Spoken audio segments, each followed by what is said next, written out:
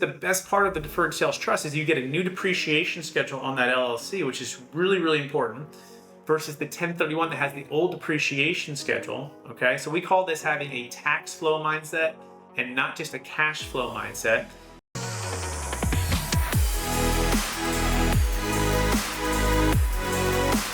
So as you know, control is everything for high net worth individuals in many cases. So let's talk about who this strategy is really built for. Yeah, so it's built for the purpose-driven entrepreneur, right? The ones who want to actually control the timing of their investments. They want leverage over the negotiations. They don't ever want to feel trapped by that 1031 exchange. They actually want to start that new business venture, that new opportunity. And here's how we do it. And this is the best kept secret. In fact, the biggest myth with the deferred sales trust is that, oh man, I got to give them all this control and I got to be completely passive. Now, that's certainly an option. People want the truly passive income. And that's let's say 50% of our clients that are in that, let's say that 65 and above age, and they're really ready to harvest and be completely kind of done with the day to day. And I would say our other clients between the 40 years old to about 65, they're actually still in the game or want to be in the game in the sense of being active. And this is what's so neat about this. In fact, this is the single best reason why I started this company, is because I am that entrepreneur. I grew up in real estate. I grew up building real estate with my parents. I grew up at Marcus and Millichap, understanding how to structure and buy investment real estate properties. Multifamily was my specialty. I grew up doing 1031 exchanges. In fact, it was all really good, John, until the crash of '08. And I'll never forget the clients who, were forced into these 1031 exchanges, and they were having all of the controls with that one box type of strategy, now lost everything. Right? And the reason they lost everything is because they had too much debt, not enough liquidity or diversification. And all of a sudden they had a debt problem. The banks were no longer willing to negotiate. They were calling loans and it was a mess, right? In fact, we're seeing the same thing happen today.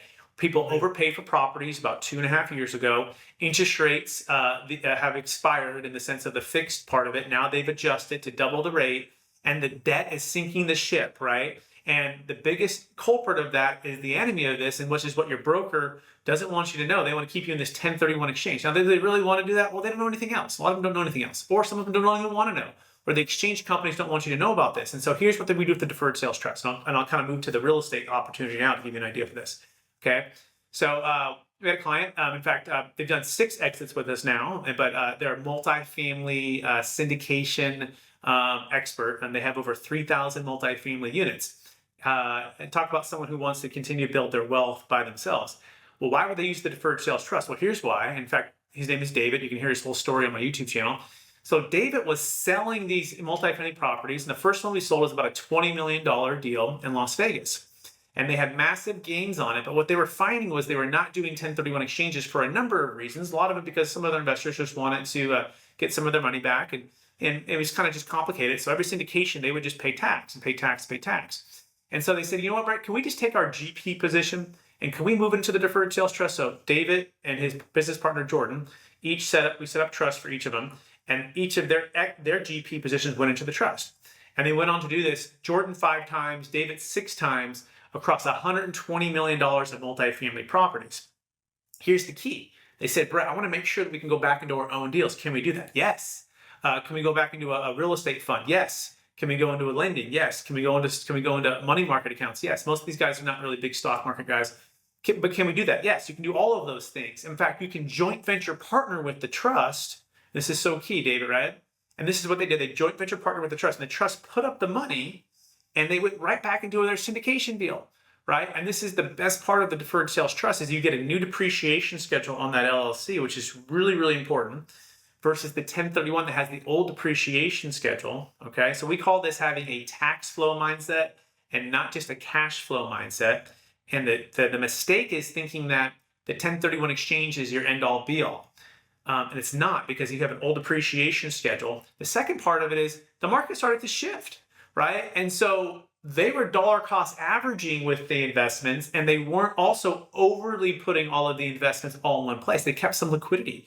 In fact, the liquidity now is helping them a lot given the circumstances that we're in. And so you don't have to, play all of your chips all into one thing. You can be that entrepreneur to do your own deals. You can also diversify. You can joint venture partner with the trust and you be the managing member of a new LLC and you can go start that business. You can also develop real estate. Okay. We had a client who sold a $3 million business, deferred all the tax, and he used it to build multifamily from the ground up in Tennessee. This is huge, right?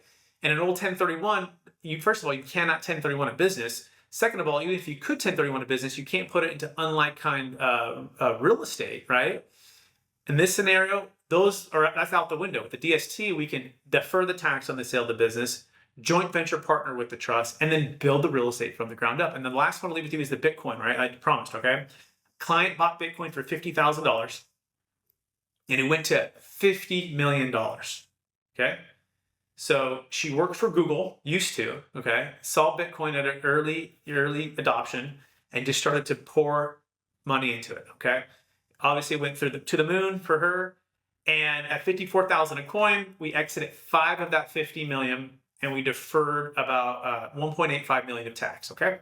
Not having to move to Puerto Rico, not having to do any charity or life insurance or gifting, okay?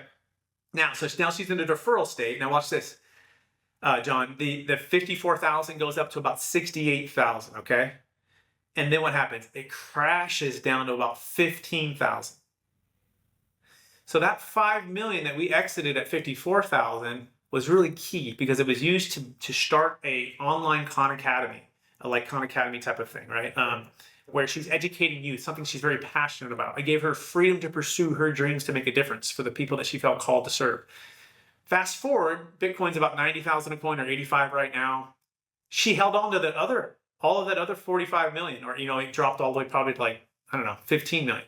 Then it went over 100 million, right? So this is the ability of the trust. It's so great. You can sell high. And she actually, if she wanted to, we could have bought Bitcoin within the trust at 15,000 a coin and riding it all the way back up. Like, it's literally the Netflix to the old Blockbuster, John, right? Like, the Blockbuster is 1031 exchange. What we have is the Netflix because it just gives so much more flexibility than anything else out there.